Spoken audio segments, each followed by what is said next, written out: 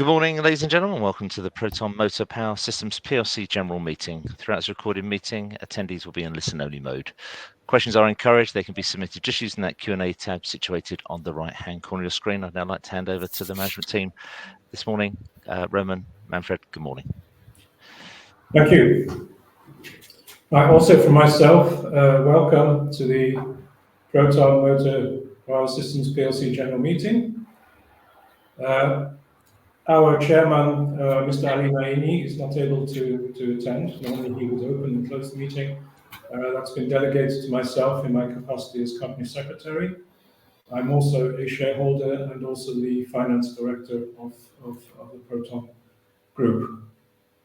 So I'd like to thank all those, even though I can't see how many there are, who have chosen to attend today. And just to explain the background, our annual report was published on 28th of June, which means that the shareholders have had at least 21 days to review the report, so that we're now able at this meeting to resolve the resolutions. Two resolutions which are pertaining to the annual report. I also confirm that notice for the meeting was sent more than 14 days in advance, so that we are in compliance with the minimum notification period, and that two shareholders are present in the room where I am sitting, and we also have an additional shareholder who will be addressing any questions. So we also are quorate in respect of the number of shareholders that are required, which means that I can now proceed with the meeting. It has been advised by my lawyer, our corporate lawyer, that even though the voting has taken place on a proxy basis, that we should still, those shareholders present, should vote on the resolutions. But I say the voting results that I'll be showing are the proxy results. Okay, so I'm going to kick off with the first resolution, which is to receive and adopt the company's accounts for the financial year ending 31st December 2023, together with the director's report and the auditor's report thereon, together the 2023 reports and accounts. So I'll put this resolution to those shareholders present.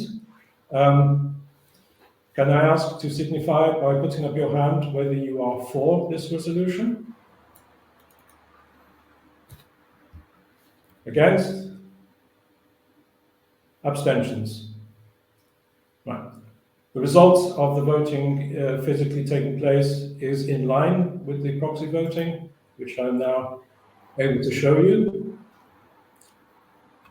So the maximum number of votes which can be cast at this meeting is 1,661,751,046 shares, and proxy voted resulted in a total number of 1,238,372,439 votes for the resolution, meaning that 74.5% have voted for the resolution, and therefore it is carried accordingly. And at the bottom of this slide, and these slides are then published on the Investor Meets Company website, and there is the link to the annual report if anyone wishes to see them. Otherwise, I can move on to resolution 2, to the final and second resolution, which is also connected to the annual report. Resolution 2 is to approve the director's remuneration report contained within the 2023 report and accounts. This report is on page 26 of the annual report, which is freely available on our website. And there I can confirm that also here 74.5% of total votes have been cast for the resolution. And I also address those shareholders present and ask who is for the resolution, resolution 2? Who is against? Abstentions. Therefore, also Resolution 2 has been duly carried. And that concludes the presentation on the proxy and physical voting. And I have the pleasure now to pass you on to our Director of Investor Relations and Communication, Mr. Manfred Limbrunner, who will be addressing questions which have been submitted prior to the meeting by interested parties. So please go ahead, Manfred. Yeah, thank you very much, Roman, for handing over to me, and good morning to everybody online. So like we have done already on the AGM last time, we will answer now questions that have been sent in to us prior to the meeting. In fact, we today received 2 questions that I will answer now for you. So the first question we have received is, how do you assess the political structure and the subject of hydrogen? And are there any positive developments to be seen here? Well, we see there have been a number of encouraging efforts from politicians and governments to provide the hydrogen sector with the necessary support over the last couple of years for it to become a key part of the energy mix in our net zero future. For example, there's what we would like to mention is the UK's 2021 hydrogen strategy, which sets out steps for the country to meet its goals of 10 gigawatts of low carbon hydrogen production capacity by 2030. But also just recently, the German government published the German acceleration law and the German hydrogen import strategy. However, what we see is that more needs to be done. And this is why PROTON has published already also 3 position papers. And we have been very engaged in writing and signing also open letters addressed to high political stakeholders.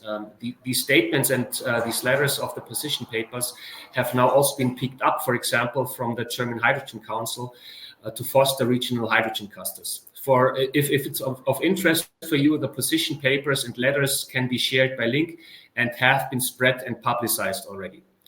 But it is also widely known by the end customers, big industrial players, and also technology providers that the energy transition can't be made only with pure electricity, and the infrastructure costs for a pure electrical solutions are too high compared to a combination of electricity and hydrogen.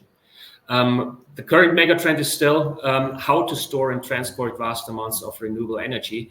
And the only solution for this is hydrogen, and fuel cells are the most efficient and the only emission-free way of consuming renewable hydrogen.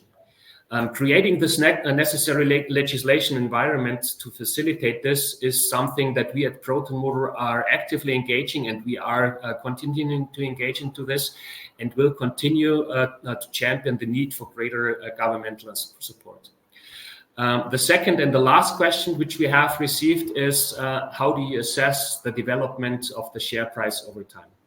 Well, we see the current share price is undervaluing the company, as Proton is an industrial leader in its fuel cell technologies and is well placed to capitalize on forecasted growth in demands for hydrogen fuel cell solutions. In the short time, we are encouraged to see report orders from long-standing customers, such as the recently announced orders from Deutsche Bahnbaugruppe, for example, H2 Tech, GCAN Hydrogen, H2 Power Cell, and Umstro, for example. And we expect that this further momentum will have a positive effect on the share price, and we are focused on delivering our commercialization strategy as outlined to the market. In parallel, of course, we are actively engaging with stakeholders and ensuring awareness of Proton, its offerings and achievements. With regards securing strategic partners and investors, which started in September 2023. This is a process, but we are but we are unable to give a definitive timeline to this. So this was the last question and the last answer from my side. So, and I will now hand over again to you, Roman, to finalize the meeting. Thank you very much. Thank you very much, Manfred. Are you able to see whether any questions have been submitted during the meeting? I don't see any further questions. Just take a look there, Matthias, just to make sure on the new channel there for you, just in case. Yeah. I think you have addressed some of all, or maybe all of them, but just to make sure. Yeah, it's 2 questions are still in the chat, in the question and answer section, so there's nothing new. Okay, well, I can see one. Okay, the question's being posed: why is Proton Motor reducing its workforce? A very valid question, of course. We have announced this, of course, as in order to ensure that the market is informed of all developments. My answer is that every indication is, of course, that the renewable energy market, especially in connection to the provision of pollution-free energy via hydrogen fuel cells. Every indication, of course, that if we're looking at the political level, if we're looking at the awareness of the corporate world, that everything is increasing, going in the right direction. But we're also seeing, based on our market analysis and other market analysis being carried out, is that markets are growing, but it will still take a few years before we are reaching interesting levels where we need to be substantially increasing our capacity. And with that background, we are in fact reducing the capacity to keep in line with our anticipated current increases in demand on the market. Is there anything you'd like to add to that, Manfred? No, thank you very much, Roman. Okay, and then the second question I can see is, shouldn't be a shortage of specialists? Again, a very valid question. My answer is certainly in the past, it has been a challenge to find specialists in the hydrogen fuel cell sector. But in fact, we're finding as awareness is increasing and universities are even offering degree courses in hydrogen fuel cells, that the availability of specialists is increasing. It still remains a challenge, but as I say, I would say that the situation is improving rather than worsening. Again, Manfred, would you have any comments to make?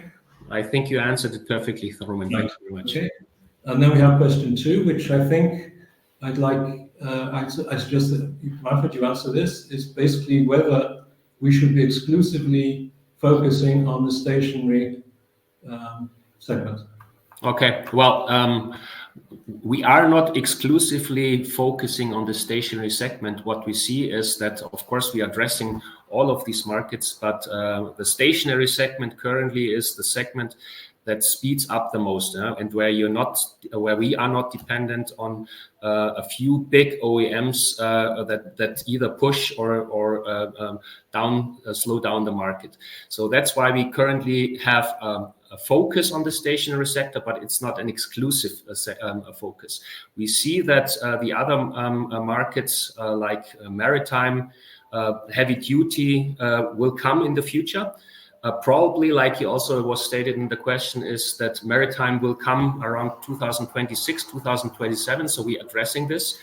And the other market on heavy duty is something that we have to watch closely, and we are watching closely how this accelerates or speeds up.